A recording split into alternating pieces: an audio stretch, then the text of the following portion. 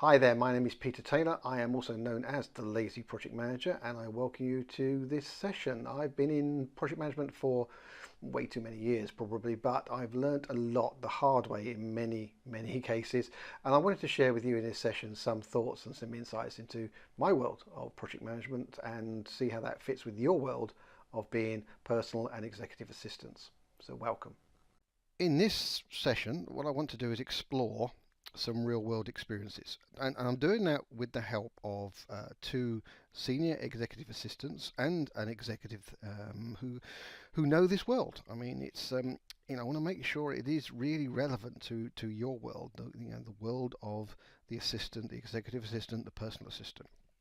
So I want to talk about what it means to be a project manager in your world, and I'm going to look at it in three areas. First of all, how can project management help you be more successful in what you are doing on a day-to-day basis? And then we'll talk about busting through the jargon.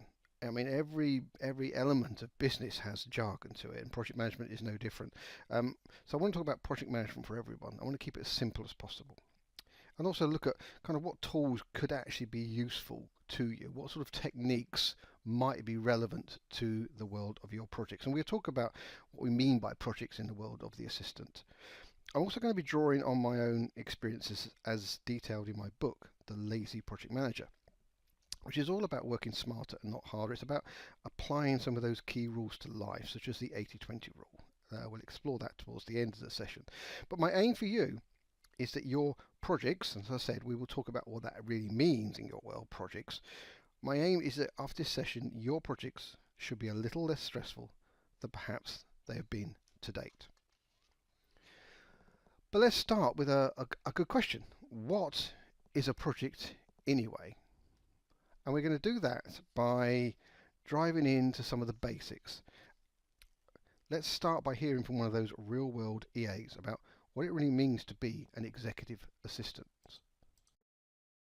So the EA role for me, as I'm sure for many people, is not about just number crunching or filling diaries. It's more about being proactive and seeing what's going to be happening, what's going to come up, how that should be placed and prepared for.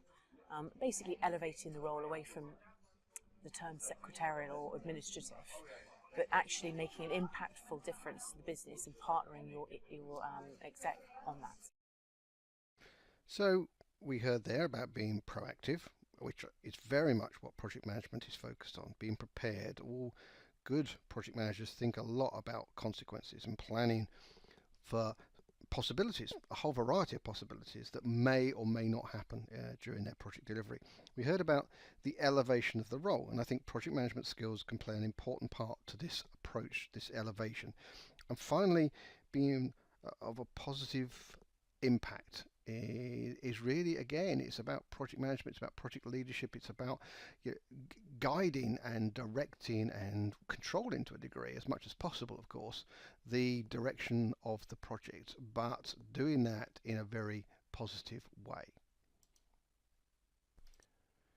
So what is a project? Well, here's one definition for you. This is the definition from the Project Management Institute, PMI, and it talks about a project can be defined as a temporary endeavour undertaken to create a unique product or service. And I think key there is it's a temporary endeavour. If this is something you do on a regular basis, this is a process, this is an operation, this is something regular. I mean, you might, might consider actually doing your executive's expenses every month as a project in some ways, but it's something you do every month, and therefore it is a repeatable process. So, I think in the assistant world, there are perhaps two types of projects. The first one is the project of keeping their executive supported in their needs, and whilst a degree of that is repetitive activities, travel, etc., the reality is it's a project in the sense it is variable from day to day, from week to week, and it changes. And I think the second thing is it's events. So the first one, keeping the executive supported. If it's not cat herding, then it's certainly juggling skills of a very significant level. And in the area of the second one, the events, this is all about the kind of the discrete things, the preparation, the management, the administration, the attendance, for such events like quarterly business reviews, like mid-years, like operation reviews, like social activities, perhaps visiting senior executives, visiting clients, team activities. It's all about venues and registrations and hotels and attendance and all that kind of thing. So I think when I talk about projects in the world of assistance, this is the kind of thing I'm talking about. And you may well come up with some other ones as well. But I think the principles of what we're going to be talking about will be the same. Now, bear with me just during this next section, because I think there's a lot of language that you might hear in the world of projects, and I just want to offer some, as ever, very simple explanations from my point of view. So there's a number. Yeah, the project management loves the letter P. So you'll probably hear things about your project, or you hear things about program, you hear things about portfolio, and you might even hear something called a PMO. I just want to explain quickly. These may or may not be relevant to you. You may or may not, recognize these inside your own organization, but it's useful to understand. So a project is, as we described, that kind of temporary endeavor. But as far as I'm concerned, project and project management is just doing something the right way. I mean, that's all it is. It's about bringing about the best possible outcome whilst this project is underway. So projects are about doing it the right way. You may hear program, and program is not a big project. It's different. A program is typically made up of a number of projects that can be sequential, can be parallel and interrelated and quite complex. But a program is just doing it in the right order. It's doing all of those projects in the right order. That's my view. You may also hear portfolio, and a portfolio, mostly commonly heard in the sort of the area of a financial portfolio. You might have a portfolio of clients in your organization, for example, but a portfolio as far as projects are concerned is just doing the right things for an organization. So if an organization has a portfolio of projects, they all should in some way, directly and indirectly, connect to the strategy of that organization. And the last P is the PMO. The P in the PMO can even stand for project or program or portfolio. It's a very confusing thing. But all it is this is the kind of central management office, typically a small group of people who support projects inside an organization. And really, as far as I'm concerned, the PMO is just doing it with the right team. It's about the right people supporting the organization to do the right projects in the right way, in the right order, to do the right things. And effectively, in the world of assistance, I mean, you're kind of all of these things in one. You are effectively the project office to support yourself and the business. You are doing projects. You might even be doing some very complex things. If you're doing a major event for your organization, you could almost say that is borderline a program. And if you put everything you do together through the entire year, then you are running a portfolio of activities. So I just thought it was useful to just think and consider that, to give you some simple insight. I mean, my approach is always, it is the KISS approach. It is keep it simple as much as possible. There are much longer and more complex explanations to these things, absolutely. But for now, I think that is enough. So, back to projects. Let's talk about the structure of a project. Now, there are many ways to describe the structure of a project, but again, following my pattern, keeping it as simple as possible, let's just stick to 3. For a project, you plan it, you run it, and you close it. It's that simple. You just connect those 3 things together. Easy, right? It's what's to be worried about at all. Now, the background to this, and we'll go into more detail on what we mean by plan, what we mean by run, what we mean by close in just a moment. But the other complexity to this is that there are 3 worlds out there. There are typically 3 coexisting environments inside your organization. I would suggest there is business as usual. This is what you do. This is what your organization is about. This is why you are in existence, for profit or for delivery of a service, if it's a charitable status, or if it's a function, if you like, if it's a government activity. You have something you do as an organization which is business as usual. There will also be inside that organization, and there's no doubt that as is absolutely the case, you will have projects as projects. There will be some big, scary, hairy, meaty creations of change going on inside your organization. It depends which industry you're in, as to how much of it is. I mean, I worked with an organization not too long ago where over 60% of their business effectively was project based. There was a huge amount of change going on. So projects as usual, and these will be run by if you like, meat-eating bastard project managers, whatever you want to call them. But these are professional project managers, full-time, working on driving this change inside your organization. But then there is the world of projects as usual, and this is the interesting world. This I think is your world. This is a world where you undertake the delivery of change, of delivery of these kind of temporary endeavors, bringing about profitable changes to your organization as part of your day-to-day work.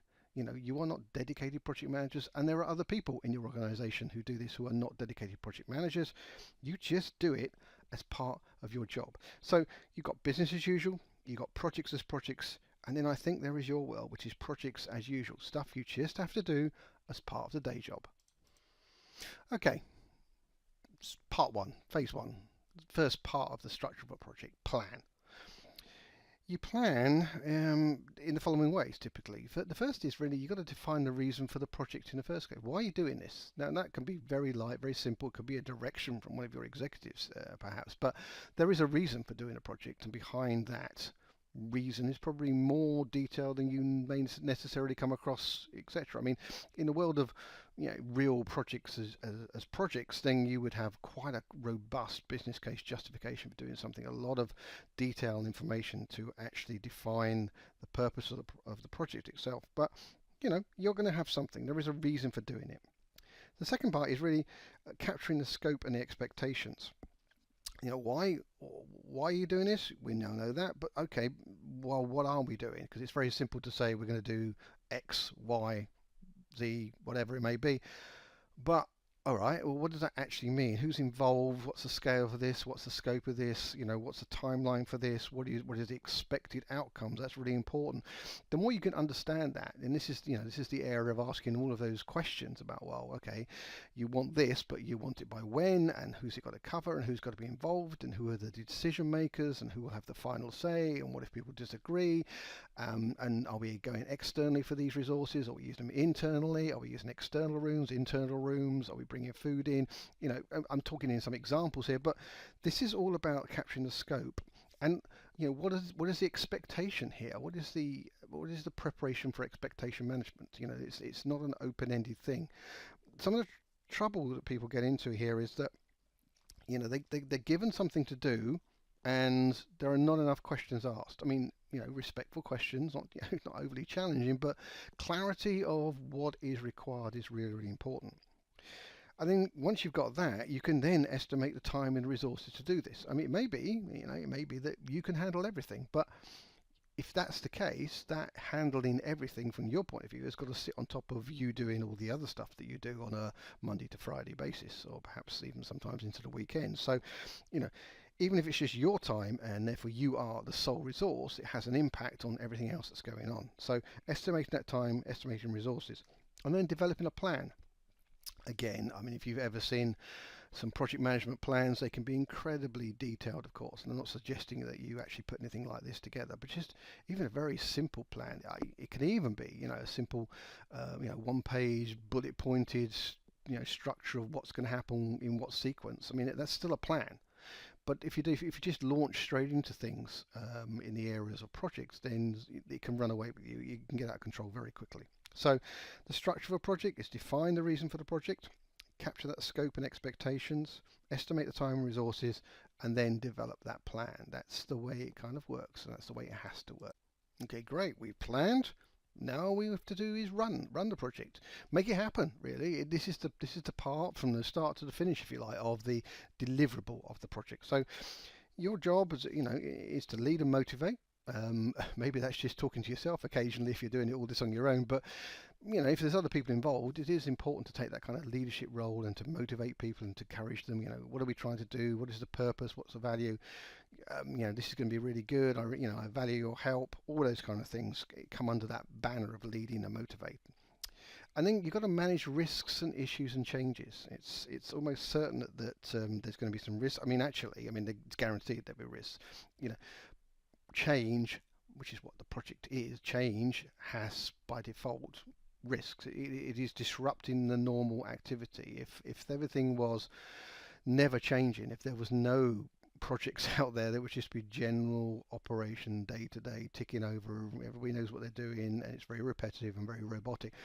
Change brings about disruption, and people are uncomfortable with change, particularly, and they've probably got their own, no, they probably won't. They definitely will rather have their own work to do, their own priorities, etc. So on top of this, you have to manage the risks, and if any of those risks become true issues, then you have to deal with that, and you have to be ready for changes. I don't have to tell you guys about changes, because I imagine your entire life is built on change, because that's the nature of the executive support world. You have to monitor progress. Yeah, how are you getting on with this? Because you need to know that for yourself, but also other people will probably come to you and go, well, how's it going? Are we nearly there? Is it going to be on time? Is this going to happen? If there's a budget related to what you're doing, then you have to manage the budget. And you've got to communicate. You have to maintain communications with all of the stakeholders. And those stakeholders will obviously be your executives, but there may well be other people inside the organization, particularly when it comes to the kind of bigger stuff, the events, etc. Then there will be stakeholders. And you need to think about your stakeholders in a way that ensures that nobody's missed out. And you need to think about the quality of your communication to make sure what you are talking about is understood, received, and is correct and accurate and of a high quality, and we'll talk about that shortly. And finally, we get to the end of the project. This is the close. This is where you wrap up the project in a controlled way. You don't just stop or forget about it. You do it in a controlled way. You learn and share lessons and experiences, even if it's just with yourself. And then celebrate. I mean, why not? It does depend what we're talking about here, but it's got to be worth at least a cup of coffee or tea or something like that. Celebrate in the appropriate way that's relevant to what you've just undertaken. This is the way that you finish off a project in a constructive and controlled way that brings about value. And we will talk again. This is kind of a key area, particularly in the area of lessons learned and experiences gathered. Okay, so we've talked about the structure of the project, but now we're going to look at some of the key project activities. We don't have time to cover everything, but I picked a number of the 6 key areas that I think it's worth taking a closer look. Right, these are the ones I want to cover, and I picked them because I think they are ones that if you put a little focus to these are going to bring you the greatest return on the investment of your time. So the first one is scope, understanding what it is you are actually doing as far as this project is concerned. Risk is critical, understanding or anticipating risk and planning for risk. Then there is communication. I mean, the heart of everything that you do really is communication, and I'm sure you are really good at that, but it is an area that, particularly when it comes to project, is critical. Change, the disruption of change, whatever you set out to do at the start of this project is almost certainly going to be something slightly different that you deliver at the end, because change is the reality of the landscape of the business world. There's prioritization, and also there's finally lessons learned. I talked about this as a valuable final stage of a project. So this we're going to cover, these 6 key areas we're going to cover in some detail. So starting off with scope, I think when it comes to scope, let's hear now from one of an executive who has benefited from working with some great EAs in the past. Let's start there, and then we'll look at what we mean by scope and scope management. I've had the pleasure and privilege of working with a few EAs in my time, and a lot of the EAs are part of teams who support a team of executives, and it's interesting that the EAs I've worked with got a lot of different skills, a lot of diversity, which I really valued, and a lot of the executives have different needs. Some are not very self-sufficient, some are very independent, and I think it's helpful in that sort of team environment for the EAs and executive one-on-one talk about what the scope of work will be, so that they can basically bring to that working relationship the best of what they do. And I think if you have that conversation early on in the relationship, it really helps. Here we heard the real world of the different needs from executives, and many assistants work for not just one person but for multiple people these days. That's something we have to recognise. And therefore the value of understanding the scope of work is critical, because misunderstandings just waste time. They just really waste time. Now, this is a kind of typical visualization of scope management and control, because you have to balance these things all the time. In the world of project management, it's referred to as the iron triangle, the triple constraint. It basically, you have to balance time against cost, against quality, and all around this is the scope of what you're trying to deliver. So perhaps in the admin world, perhaps the now is the most important thing, because typically executives go, I want it and I want it by tomorrow or the day after. But more and more organizations are kind of drawn towards smart spending, if you like, and an EA or an assistant can impact this a great deal. So, the costs that you kind of overseeing your work, around travel, about event booking, about equipment, about entertainment, about lunches, dinners, etc. I mean, these are all reasonably significant costs to an organization. So, if you look at that kind of those three balancing points, you as far as a project is concerned, it's about getting it right, and you need to deliver a certain scope, and obviously you need to deliver at a high quality. That's really important. But there is a balance. You could do it faster, but it might well cost more. Perhaps you have to use external resources, etc. Maybe you just have to, not wait for a meeting room. You go outside and take that meeting room. These are all things you constantly balance when it comes to projects.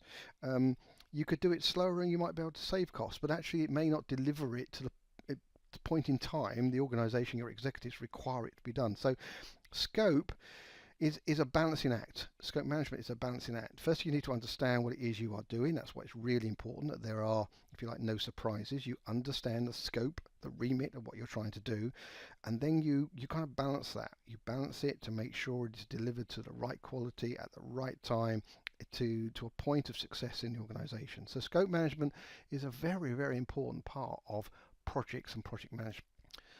So now let's look at risk. And as I've said, projects by their very nature are risky.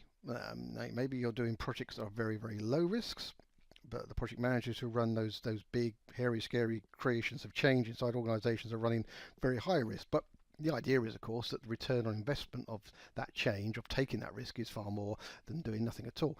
But as a project owner, project leader, project manager, you do need to think about the risks that you might well be facing in what it is you're trying to deliver, because part of this is really much of understanding what possible risks there may be and considering and being prepared for, if those risks actually happen, if they turn into issues, what are you going to do about it? How are you going to deal with them?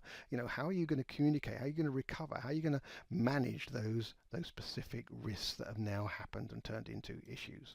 So everything carries a risk. This is a critical part of anyone's role, anticipating and preparing for that risk. So what does a senior executive assistant feel about the role and risk? It's also about risk management. An EA who knows her executives and their preferences can arrange travel, for example. What's their favourite airline? What's their favourite hotel? Do they prefer car hire over car service? They'll plan interactions to maximise the executive's time. Can they take the urgent call in the car whilst on the way to the airport? Also being able to suggest that due to, for example, the weather, that they change their normal routine.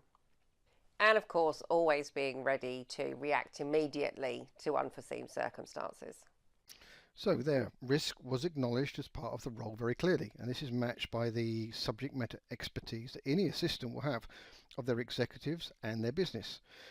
But risk is a clever combination of buffering or contingency together with the optimization of time. An executive assistant, a personal assistant, is all about supporting their executives to make them as productive as possible whilst minimizing risk and disruption. So it's a really tough challenge, and one thousands of assistants achieve on a daily basis. So with risk, I think you probably get my meaning for this visual representation here, as I won't actually describe it, but I think it's important to understand risk versus issue as a kind of final point in the area of risk. A risk is something that may happen, an issue is something that has happened. Risk management is about considering what might happen and having some plans in place for should they actually occur. Issue management is about enacting those plans. Oh goodness me, this problem has happened, it's a real thing, I'm now going to do the following to resolve it. In the world of project management, there is kind of a humorous commentary around this. So, trust me, project managers can be fun. Okay, can be fun people. So a risk is something nasty you smell, and an issue is something nasty you've trodden in. The first thing is being prepared for what might happen.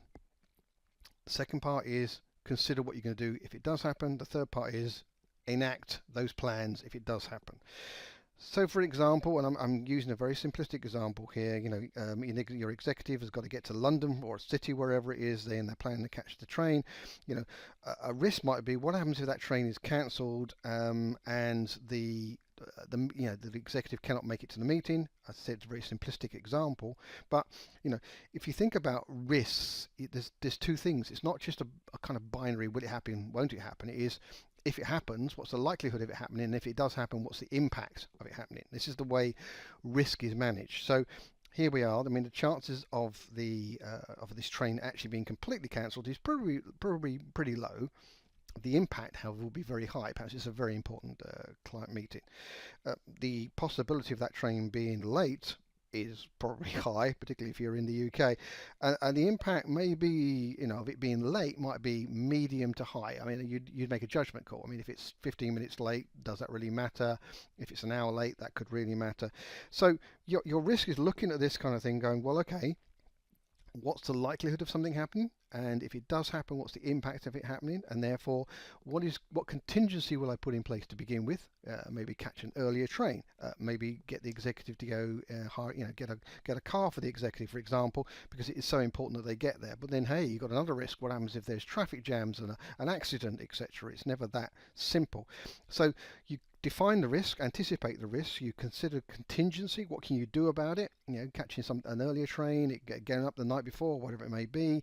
And the second part is, if it does happen, what are you going to do about it? If the executive is actually at the station or at the airport and the plane is cancelled, the train is cancelled, what's the alternative plans? Different airline, different approach, different way of getting there, etc. This is the world of risk and risk management. Okay, let's move on. Let's look at communication now. Communication are the next of the 6 key areas. And again, I'm going to go and we're going to listen to a senior executive assistant talk about communication and the importance of communication to kick this off. EAs are in many ways the public face of the executives that they represent.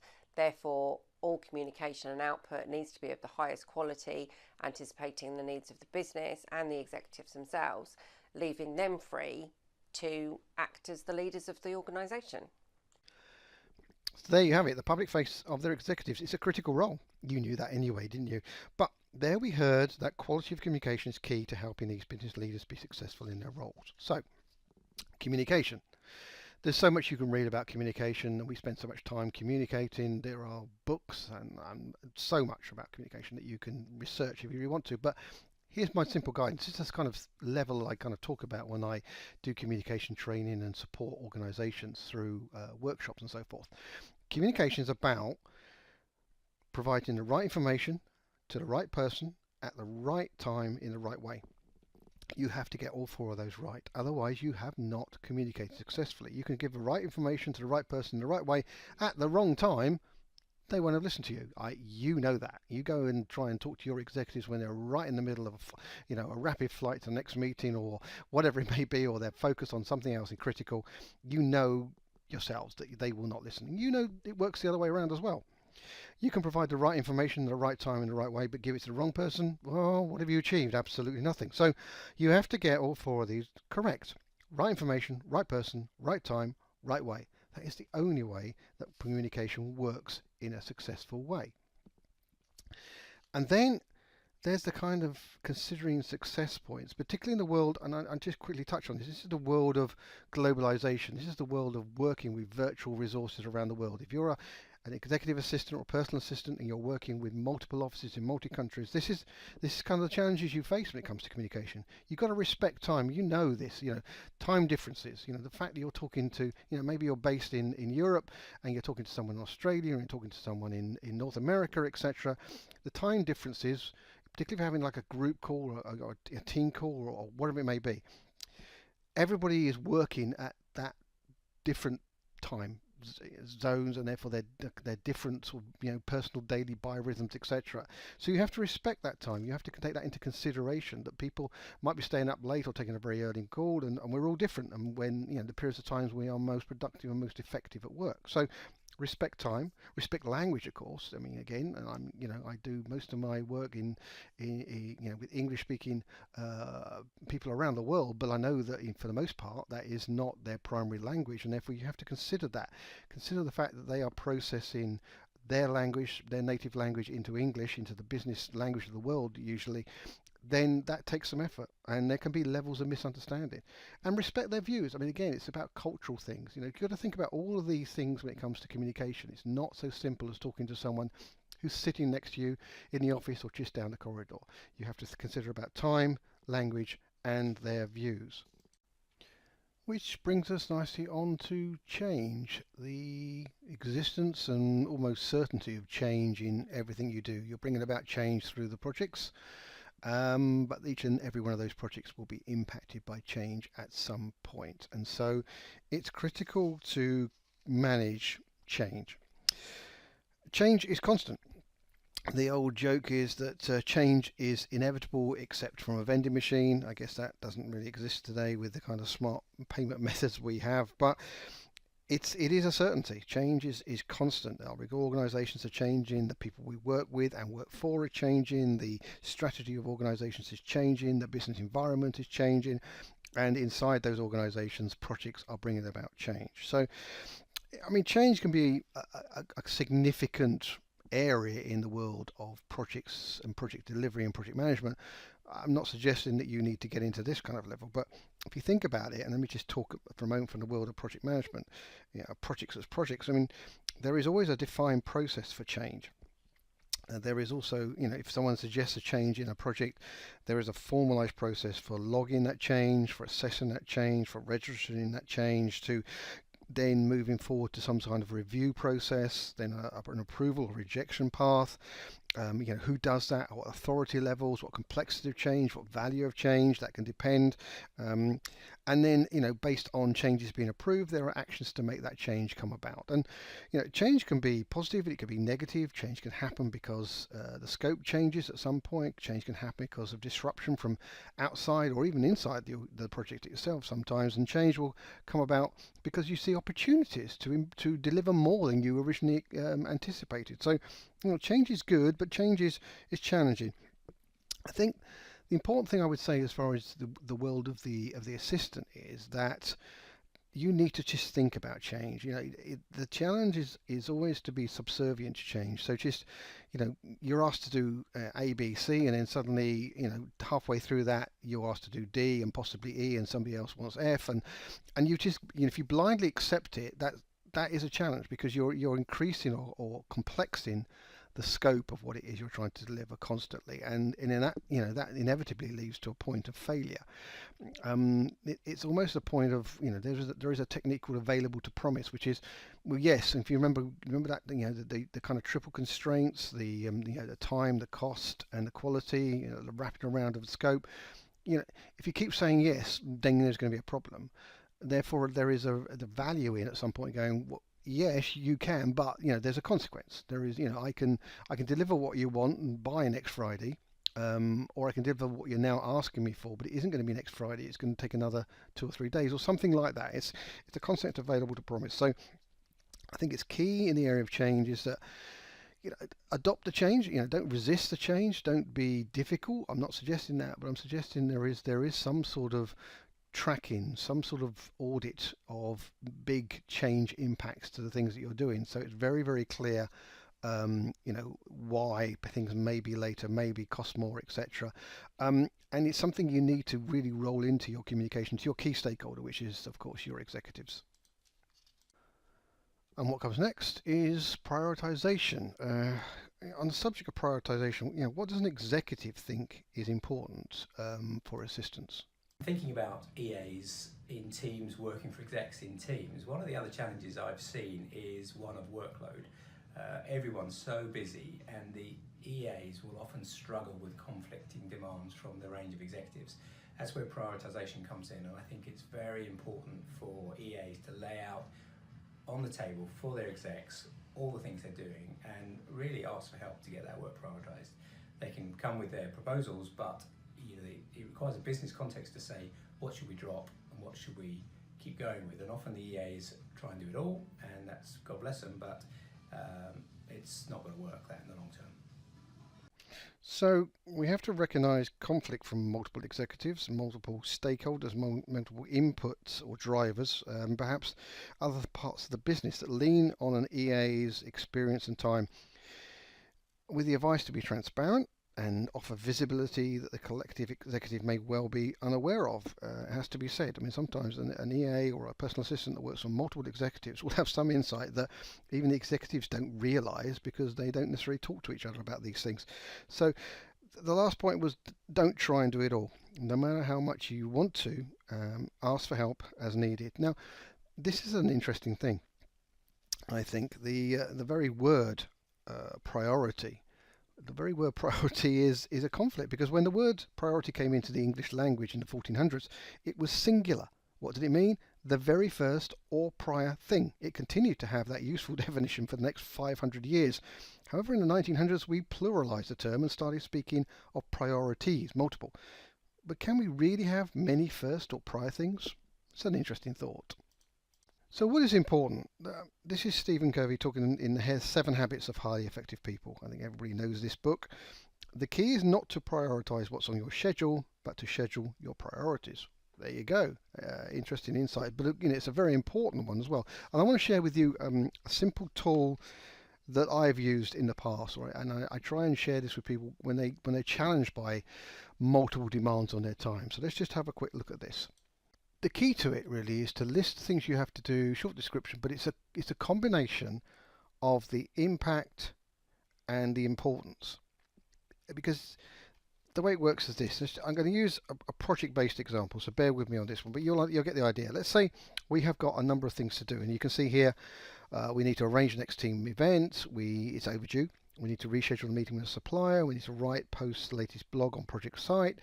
We've got to review the notes for a steering meeting. We've got to respond to requests to speak at an event, perhaps. Now, it's an example from my world, but you can make this your own. I've ranked them here in the sequence they came in. So the oldest one is the team event, which is overdue. That was the first one that came in, and the last one was a request to speak at an event.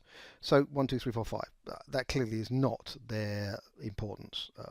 It's not the priority, if you like. So let's look at this one. Let's look at the importance of this. So arrange the next team event, overdue. It's pretty important. I'm giving that an 8 out of 10, and this, whatever scoring system works for you. But I'm going score out of 10. So 8. It's pretty high. Reschedule the meeting with supplier, midpoint, nothing, kind of important, but not that important. So I'm going to give that a 5, right in the middle. The latest blog post on Project Life, well, less important. It's number 4. The notes for steering meeting, well, goodness me, that steering meeting is not too far away, therefore it's very important. That's a 9. And respond to request to speak at an event. That is number 8. So now we've got a new ranking. We see number 1 is the 4th one, the review notes for steering meeting. We have a joint second place for the team event and the speaking. We then have the other 2 listed, 4 and 5. So that's the importance. Now let's look at them on impact. What if we don't do it? Well, if I don't arrange the next team event, people have been pretty upset about that. I mean, I'm going to go for an 8. Reschedule a meeting with supplier. Well, supplier's a supplier, I suppose, but maybe that's a bit brutal, but I'm sticking that with a 5. The blog post, not too important. Midpoint again, 5. Steering meeting, the impact is, well, I'm going to walk into a meeting unprepared, which is never that good, so I'm giving that an 8. Request to speak at an event, really not impactful, really, so I'm going to give that a pretty low 3. So now we have another ranking. In joint first place is the steering meeting and the team event. Then we have the meeting with the supplier and the blog, and finally we have the request to speak. Now do the magic. What if you combine importance and impact? So you multiply them together to create a combined score. When something is highly important and highly impactful, it ranks extremely highly.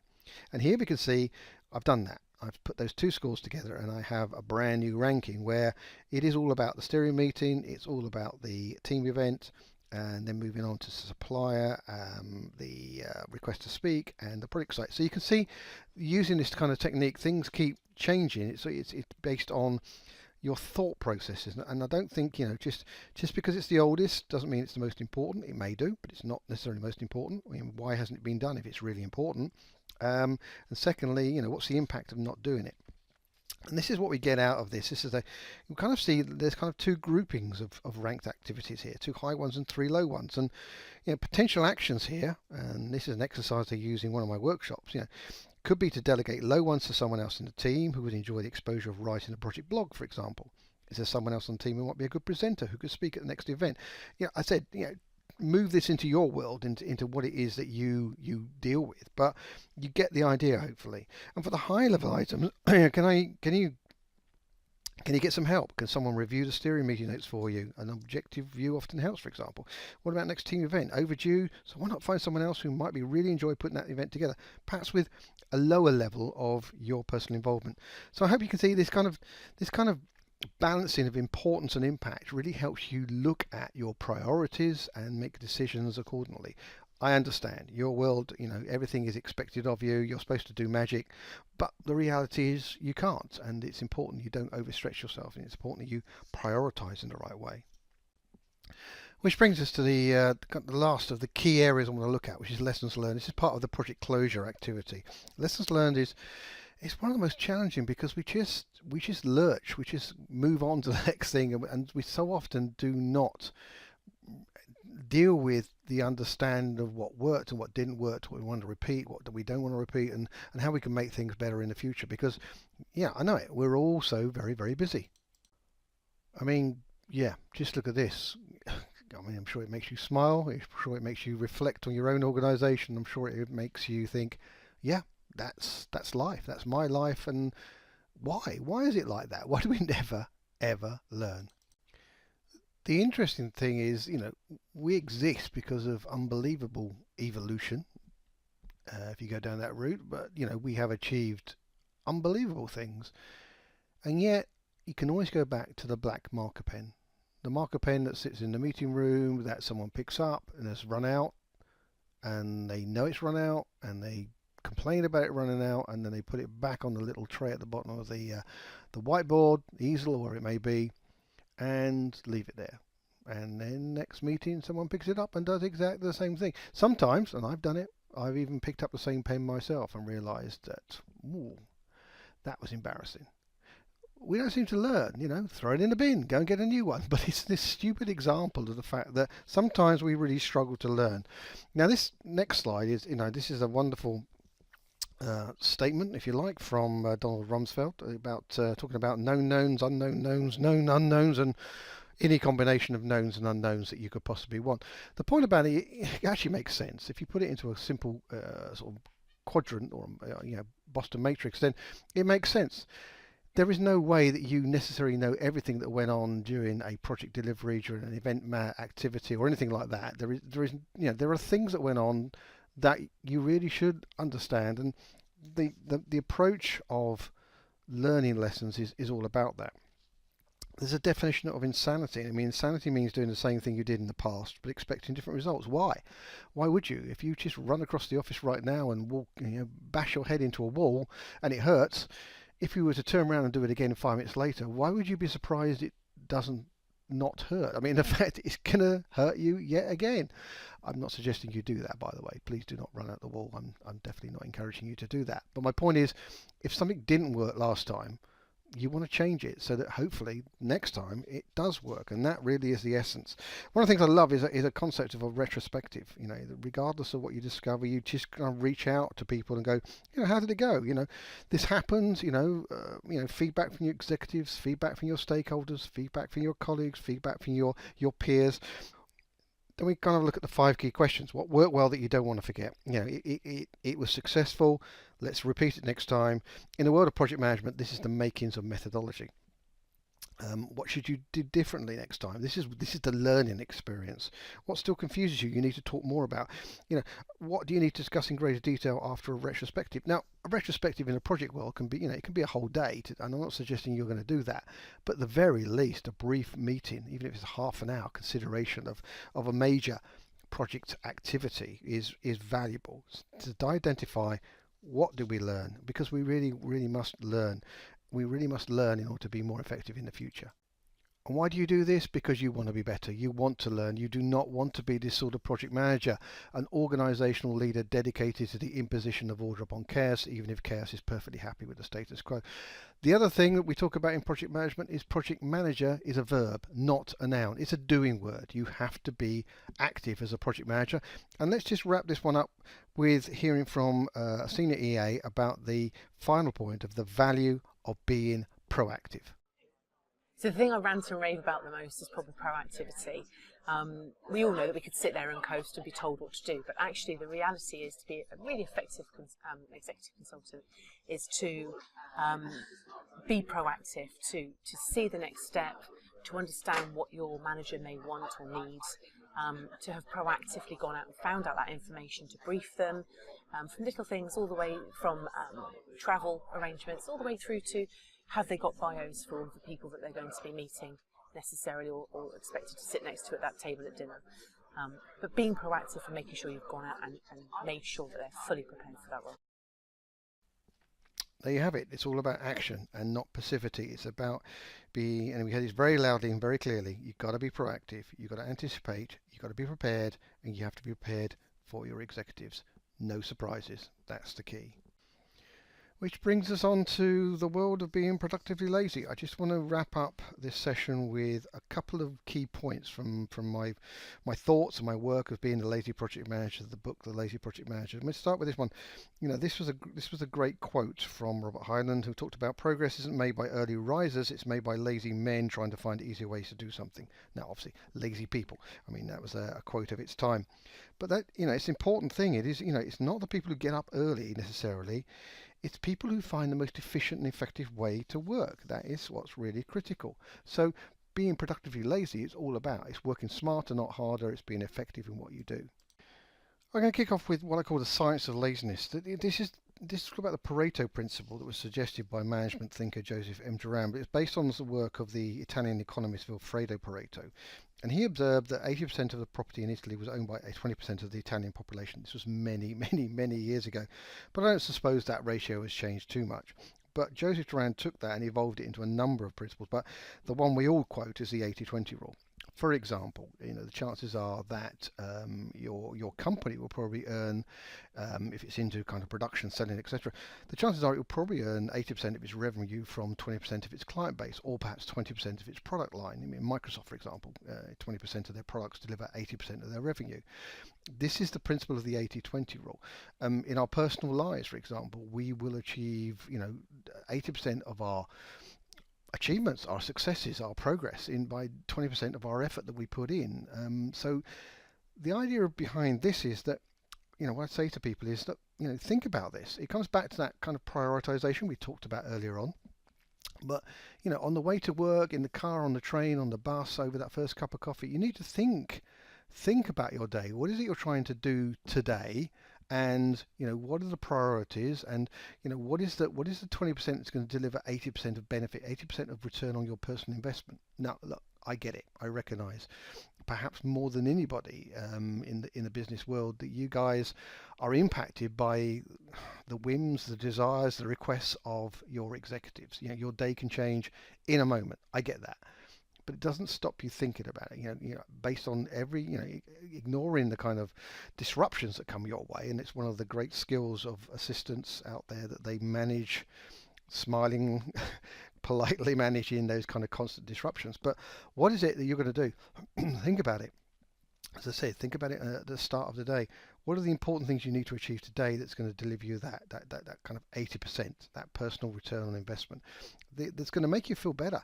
This is the kind of way things, this works, because if you just go through your to-do list and then you're ticking things off, and they may not be very important, you may go for the easy ones, you might go for the older ones. We saw that on the kind of combination of importance and impact. But by prioritizing, it allows you to get to the point of success, and we feel energized by success. That's just the way it is.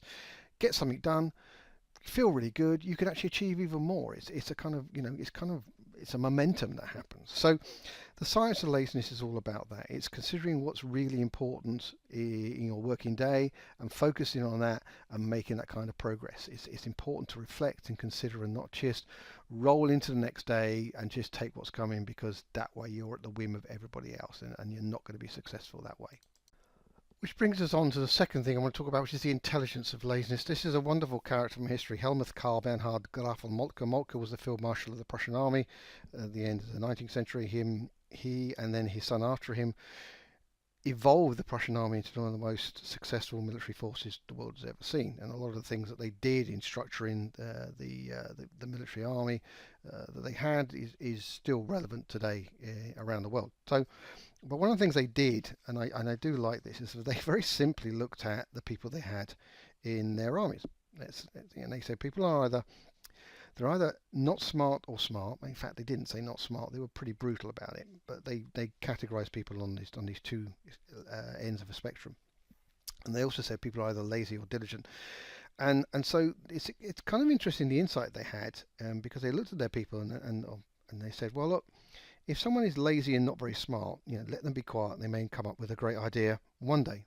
They are mostly harmless. Now, I'll be honest, I'm pretty certain these people were probably closer to the front line when the armies went into battle. Well, that's the brutality of that world, I guess. But they had no particular issue with these people. What they had problems with was the really diligent, not very smart people. The hard-working, busy people who weren't the brightest. And they tend to keep an organisation busy with kind of silly stuff. Now, Moltke's suggestion is you take them out. Again, I guess if you're the Field Marshal of the Prussian army at the end of the 19th century, then taking someone out was probably very simple. But HR these days don't allow us to do that sort of thing. Much as we occasionally would like to do that to one of our colleagues, you kind of have to work with them or work around them, I think is the key. But more interestingly is the right-hand side of this. It's the identification that hard-working, smart people are great. They're really great. But in Moltke's terms, you deploy these into staff function. They will make sure all detail is thoughtfully addressed. But they're not your leaders. Your leaders are people who combine laziness with intelligence. And he says promote these people to the leaders because they will know how to be successful through the most efficient deployment of resources. And I think that's where project managers and where we all should aspire to be, because a world of working smarter and not harder is a really good world, because it brings about the ability to achieve, to make successful activities delivered to the organization. It's all about a great work-life balance. Anything else is really quite challenging and quite stressful. And that's one of the things I try and aim to do, is to bring about this. And it's something I talk a lot about, and I run workshops and training sessions on, coaching on, is this ability to focus on what's really important and to be successful as a result of that. There is this concept of busy, and it's like, well, that's great, but I mean, we see so many people who are constantly busy, but are they actually achieving anything? And I think in the world of the assistant, the personal and executive assistant, it is such a critical role. It's such a pivotal role in an organisation that you guys really do need to be successful in the most efficient way possible. And that's really what the idea around the lazy project manager is, the idea around this kind of productive laziness, this idea of effectiveness. It's all about that. And I think it's, in anything you do, particularly in the area of projects, the ability to work in this intelligent way, as Moltke puts it, is critical. And I think it will bring about, allow you to come deliver greater success in the future. So something to think about there. So there you have it, project management for assistants. I hope it has been some value to you, that even if you got one thing out of it, that's my work is good, my work is done. So I'm delighted to share with you. If you have some further thoughts around your world and projects and project management, then please reach out to me. You can get hold of me and connect to me on LinkedIn, or you can contact me at my website, which is www.thelazyprojectmanager.com. Thank you, and be lazy.